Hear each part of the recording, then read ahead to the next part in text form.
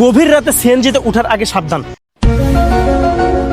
কেন বলছি কথাগুলো, আমার এই ভিডিওটি যদি আপনারা পরিপূর্ণভাবে না দেখেন তাহলে কিন্তু ভিডিওটি বুঝতে পারবেন না।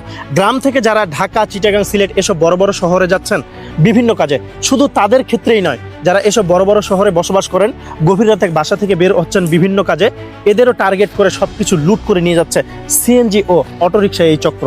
গভীর রাতে যানবাহন কম থাকায় শহরের মেইন জায়গাগুলোতে উৎপেতে থাকে সিএনজির এই ছিনতাইকারী চক্র।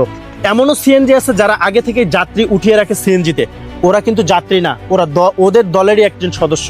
ভুল করে যদি ওদের সিএনজিতে উঠে পড়েন তাহলে আপনি নিজেই ডেকে আনলেন নিজের সর্বনাশ।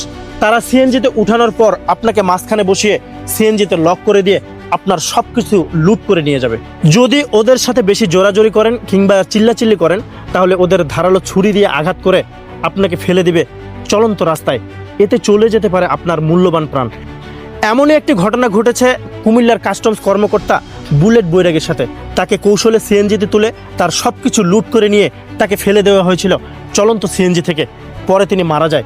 এ ধরনের ছিনতাই প্রতিনিয়ত হচ্ছে বড় বড় শহরগুলোতে। তাই বলবো, যারা দূর থেকে বাসে কিংবা ট্রেনে ঢাকা, চট্টগ্রাম, সিলেট এসব শহরে গভীর রাতে বাস থেকে বা ট্রেন থেকে নামেন, তারা কখনোই হুট করে সিএনজিতে বা অটোরিকশায় উঠবেন না। আর যারা ওই বড় বড় শহরগুলোতে বসবাস করেন, জরুরি কাজের জন্য যারা বের হবেন, তারা হুট করেই সিএনজিতে উঠে পড়বেন না, তাহলে কিন্তু নিজেই ডেকে আনবেন নিজের সর্বনাশ। এসব চক্রকে ধরার জন্য বাংলাদেশের প্রশাসন আপ্রাণ চেষ্টা করছে এবং জায়গায় জায়গায় চেকপোস্ট বসাচ্ছে। তাই সবাইকে বলবো, যারা দূর দূরান্তে জার্নি করেন, হুট করে কি করছে আপনারা সিএনজিতে উঠে পড়বেন না। সবাই সাবধানে থাকবেন এবং সবাই সাবধানে চলাফেরা করবেন।